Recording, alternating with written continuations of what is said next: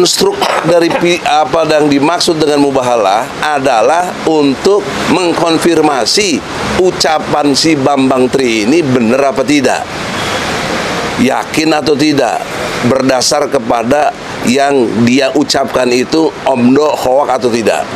Bambang Tri menyanggupi bahkan siap ditembak kepalanya. Itu artinya siap dilaknat, siap diazab oleh Allah dan lain sebagainya. Maka menimbulkan satu keyakinan kepada Gus Nur bahwa ini benar. Untuk itulah dilakukan mubahalah.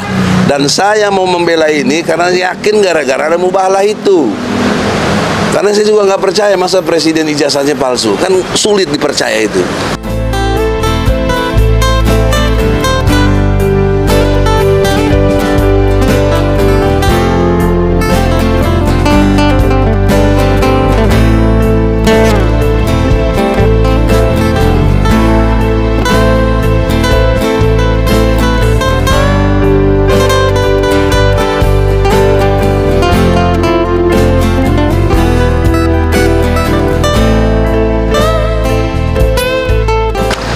Bismillahirrahmanirrahim.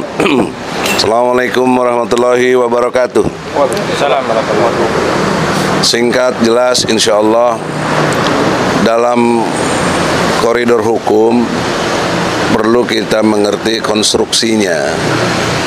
Jadi dalam konstruk hukum pidana, konstruksi hukum dikaitkan dengan kasus mubahalah ini harus dimengerti bahwa mubahalah itu ada dalam Al-Quran surat Ali Imran ayat 61 yang sangat jelas disebutkan oleh Allah, bermubahalahlah sampai siapa yang dapat laknat dari Allah.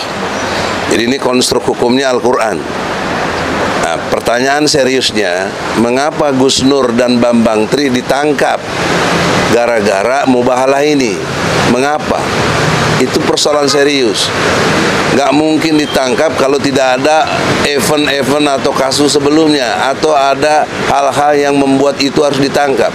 Nah, orang tidak bisa menghindar dari satu peristiwa karena hukum itu logika. Sistematisnya apa? Kenapa ada langkah itu ditangkap? Karena ada ungkapan atau tuduhan atau gugatan kita ke pengadilan negeri tentang ijazah palsu.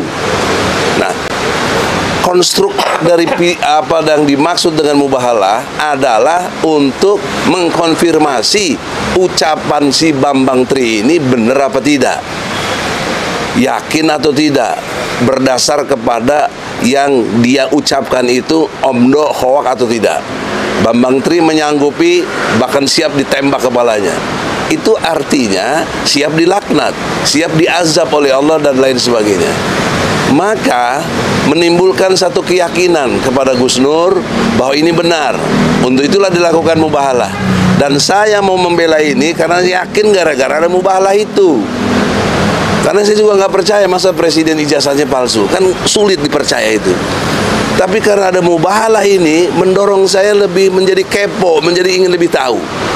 Nah, oleh karena itu di dalam kesempatan ini tolong polisi jangan mengelak atau mengeles atau banyak retorika bahwa ini nggak ada kaitan dengan ijazah. Ini tersendiri, ini hoak. Kalau hoak, kalau betul-betul ini hoak, tunjukkan dong ijazah aslinya. Sehingga kami berhenti, case close, kasus ditutup. Nah, oleh karena itu, secara ilmu hukum, bangunan hukum yang ada, konstruksinya, tuduhan kita walaupun sudah dicabut tidak berarti tidak punya nilai hukum. Kita gampang, kapan lagi juga bisa kalau kita mau. Karena kan problemnya ini ditangkap, itu persoalan seriusnya. Maka saya berasumsi secara ilmu hukum dengan data-data yang ada, diyakinkan dengan mubahalah, ijazahnya Jokowi tidak asli atau bisa dikatakan palsu sebelum Jokowi mampu menunjukkan yang asli. Inilah framing berpikir yang sangat jelas, konstruksi. Dan framing berpikir ini akan hilang kalau Jokowi menunjukkan ijazah aslinya. Nah, itu satu kondisi. Nah, oleh karena itu nggak ada alasan Gus Nur ditangkap, ditahan, mestinya begitu. Ini kan konstruk hukum itu begitu. Tidak boleh dia dengan serta-merta sembarangan dan berlaku otoriter.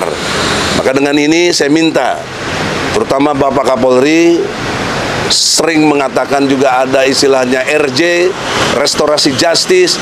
Bagaimana restorasi justice? Tidak ada proses itu. Anda punya perintah nggak dianggap, langsung main ditangkap saja. Bahkan dibohong-bohongi, diiming-iming, tidak akan ditangkap, taunya ditangkap. Nah, ini satu kebohongan yang tidak presisi ya di dalam konteks sebagai polisi.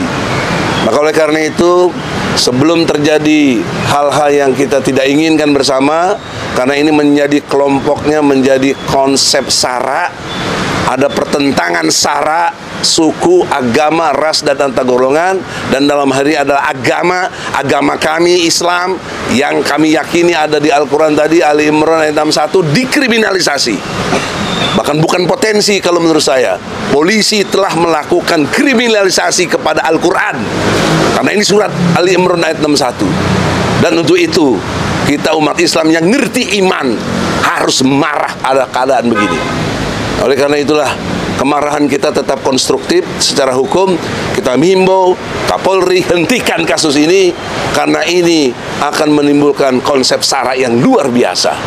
Saya kira demikian, jelas. Assalamualaikum warahmatullahi wabarakatuh. Assalamualaikum warahmatullahi wabarakatuh. Hari ini ngaji Sekoro di Malang, tanggal 6 November 2022. Kembali lagi Mbak Rizka, Mbak Desi, Pak Haji Pramono, Mas Indra, Pak Joko, perwakilan dari agen-agen yang akan menyerahkan infak untuk masjid. Totalnya berapa Mbak Rizka? Silahkan Mbak Rizka.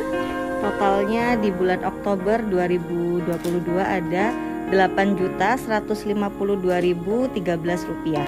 Oke, terima kasih, barakallah. Agen-agen semuanya di dalam negeri maupun luar negeri, terus dampingi kami, dampingi Abi dalam membangun Masjid Karma 13. Nanti insya Allah Abi keluar, masjidnya sudah jadi, begitu nggih. Pak Haji Pramono, barakallah Pak Haji nggih. Barakallah. Mungkin Pak Haji mau ngasih sambutan mungkin? Sampun nggih, sampun nggih pun, barakallah teman-teman semuanya. Assalamualaikum warahmatullahi wabarakatuh.